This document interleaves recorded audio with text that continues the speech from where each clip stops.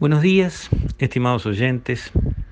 Quisiera referirme hoy al impuesto al patrimonio que se ha planteado por parte del candidato presidencial Andrade como una herramienta para poder, usándola más a fondo, expandir las políticas sociales. La idea fue reaforar los inmuebles, o sea, subir los valores de catastro para que el impuesto al patrimonio golpee más fuerte y recaude más. Siempre la idea es la misma. Vamos a subir los impuestos para recaudar más. ¿Vamos a cuidar los gastos? Nunca. ¿Vamos a evitar el despilfarro? Jamás. ¿Vamos a controlar la corrupción? Never. ¿Vamos a evitar los juicios contra el Estado que nos cuestan millones de dólares por las cosas mal hechas? Ni hablar. ¿Y por qué el impuesto al patrimonio es una tan mala solución? Porque hay que entender cómo se pagan los impuestos. Los impuestos no se pagan vendiendo pedazos de una oficina o pedazos de un campo. Los impuestos se pagan con lo que esa oficina o ese campo o ese inmueble o ese activo generan, lo que esos bienes producen. Con la producción, con la renta que generan esos bienes, es con lo que se pagan los impuestos. Si vamos a tener que vender pedazos de activos para pagar impuestos, el tema va a durar poco tiempo. Entonces hay que entender cuánto rinde, cuánto es la renta que produce un inmueble, por ejemplo. La renta por la tenencia del inmueble, solo por ser dueño del inmueble. Si arriba del inmueble yo pongo un negocio a lo que le tengo que invertir más capital de giro, maquinarias o ganado o riesgo o otras cosas, eso es otra cosa, eso es otro negocio. Esa no es la renta del inmueble en sí. La renta del inmueble en sí es el arrendamiento de la oficina, el arrendamiento del campo.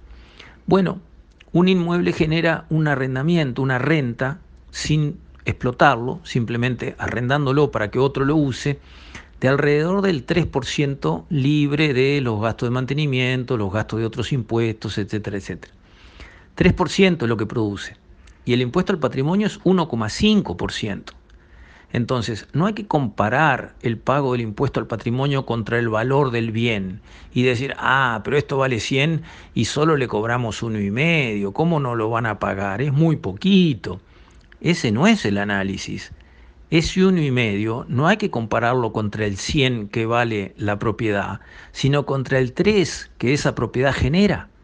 Entonces, el impuesto al patrimonio de 1,5 por año representa el 50% de lo que esa propiedad genera de renta, lo cual es un disparate, es un absurdo total. Es el tipo de impuesto que desestimula la inversión, que hace pensar a los dueños de los activos de que se tienen que ir con sus bienes, con sus recursos a otras partes del mundo. Eso es el tipo de impuestos que frena el crecimiento de un país y que no lo impulsa. Y un país con su economía frenada es la peor noticia para las políticas sociales que se pueda encontrar. Se necesita justamente lo contrario. Se necesita una economía dinámica, pujante, una economía que atraiga inversión, que genere puestos de trabajo y que pague impuestos por lo mucho que se gana, por las altas rentas que se generan, por las productividades del trabajo que aumentan.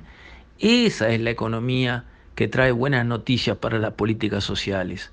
Las economías donde todos los inversores se quieren ir, donde todos los empresarios se quieren ir, donde nadie quiere invertir, eso tiene flecha que dice camino a Venezuela. Eso no es una buena noticia para las políticas sociales y en realidad es lo peor que le puede pasar a las clases más desfavorecidas. Entonces, hay que entender que esas ideas que pueden parecer atractivas a los que no entienden absolutamente nada de cómo funciona la economía de un país, esas ideas hay que dejarlas atrás. Son malas ideas que no tienen color político, no son de izquierda ni de derecha, son simple y tristemente malas ideas. Con eso, estimados oyentes, me despido. Hasta mañana, si Dios quiere.